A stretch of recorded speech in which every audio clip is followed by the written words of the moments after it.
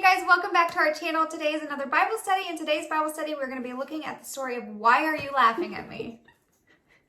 Did you not see my face? No.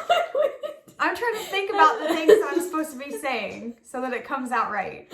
I went.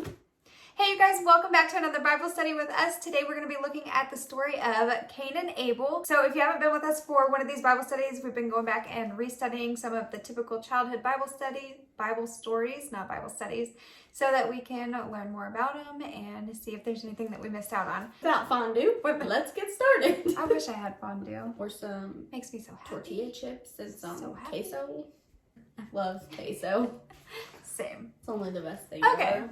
Aside from cheese, back to the Bible. If you like cheese, leave us a little cheese emoji down in the comments. So without further ado, not fondue. For real this time. Let's get into it. Genesis 4, chapter 4. Now Adam knew Eve, his wife, and she conceived and bore Cain, saying, I have gotten a man with the help of the Lord. And again she bore his brother Abel. Now Abel was a keeper of sheep, and Cain a worker of the ground. In the course of time, Cain brought to the Lord an offering of the fruit of the ground, and Abel also brought of the firstborn of his flock, and of their fat portions. And the Lord had regard for Abel and his offering, but for Cain and his offering he had no regard. So Cain was very angry, and his face fell. The Lord said to Cain, Why are you angry, and why has your face fallen? If you do well, will you not be accepted? And if you do not do well, sin is crouching at the door. Its desire is contrary to you, but you must rule over it.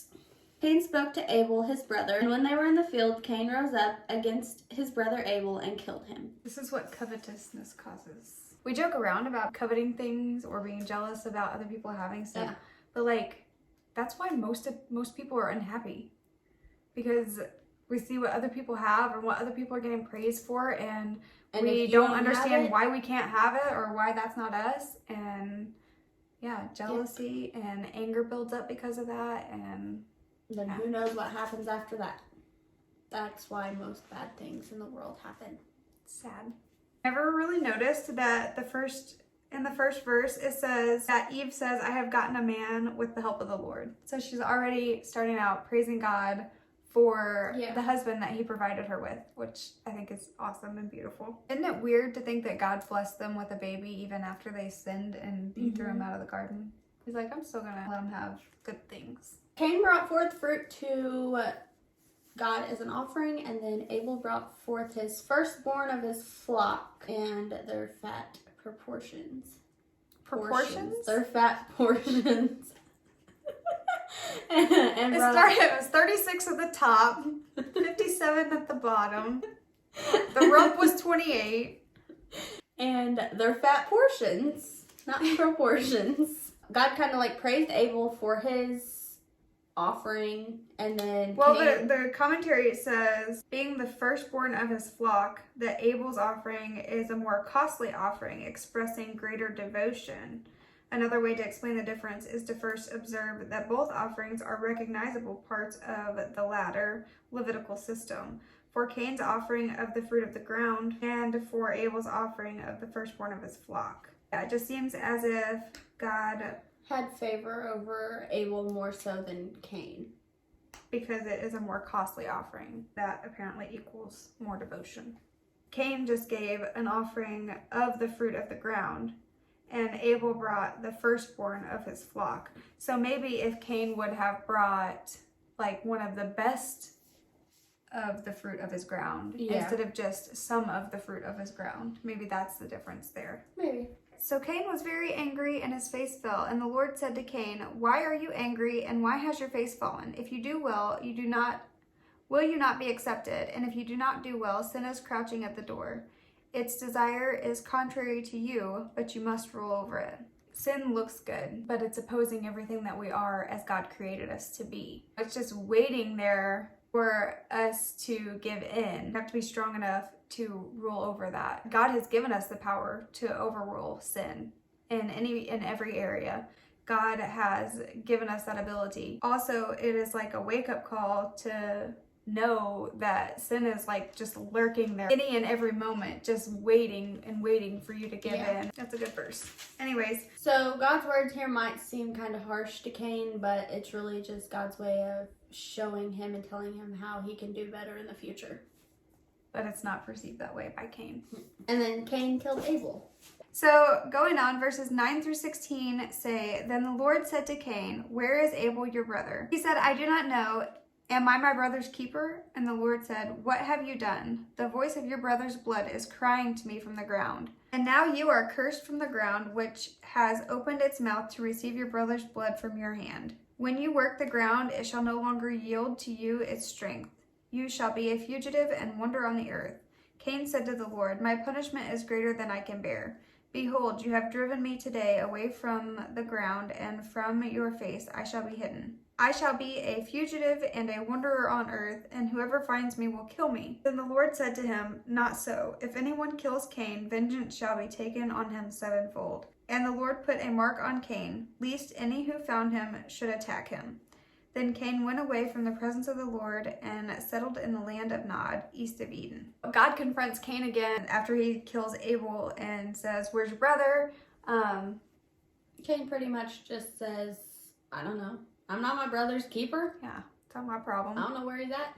Cain doesn't really show any type of remorse or feeling wrong for guilt, I guess. Guilt for feeling bad for what he has done. But God already knows what he has done. Then he goes on to telling Cain what his punishment is going to be now for the sin that he did. When you work the ground, it shall no longer yield its strength. So I don't know if that means that it won't produce or it won't produce as much as it once did for him. God goes on to tell him that he's going to be a fugitive and a wanderer of the earth. And Cain seems scared about this. So the commentary kind of lays out why Cain might have possibly been scared by this. It says, alienated from the rest of human society, Cain fears that others will have such a dread of him that anyone finding him will kill him. The reader is not told who those others might be. By way of reassuring Cain, the Lord states that sevenfold vengeance will come on anyone who is to kill him. I feel like he's fearing other people because he's afraid that they're going to know that he killed someone, and they're going to be afraid that he would do the same to them. Also, maybe he would just be seen as like an outsider or a wild man if he's not like in with society. A random person shows up to my place. I'm gonna have my guard up. Like a UPS driver in their own vehicle. Yeah. When you have to have the extra helpers come and drive for you, put a UPS magnet on their vehicle. Because it is very alarming whenever somebody you have never met in your entire life comes out of his truck. Goes around to the back side of his vehicle and opens the trunk and you're like, alarming. What's going on here? I mean, what if you plan to put me back in that trunk? Yeah. No, thank you. UPS. From our heart to yours. Label your vehicles, okay? Please. So God then comforts Cain and tells him that he will take vengeance on anyone that tries to kill him. Sevenfold.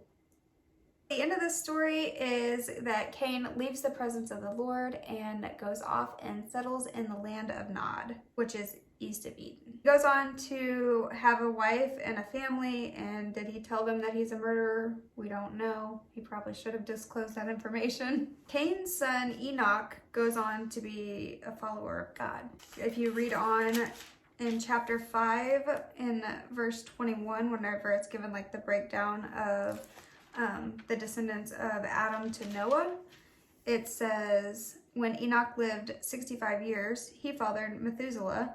Enoch walked with God after he fathered Methuselah 300 years and had other sons and daughters.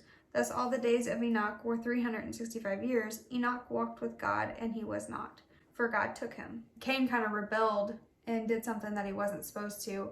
I wonder if that was like a learning moment for Cain, and did he follow God after that? It's just interesting to see like that family continued to have a relationship with God. I don't know if Cain did, but it does say that his son did, so. That is it for this week's Bible study. We hope you guys enjoyed it. We definitely learned stuff from this one. Yeah, I learned a lot. I feel like I learned a lot. If you guys are interested in Bible studies, we do them every Monday, and then on Wednesday we are in the Study Purpose in the Pit, which is a devotional on YouVersion app. And on Fridays, we do fun videos, makeup, food, fashion, DIY. You never know. So we hope you guys will check some of those out. And other than that, we hope you have a good day, have a good week, and don't forget to shine. We'll see you in the next one. Bye.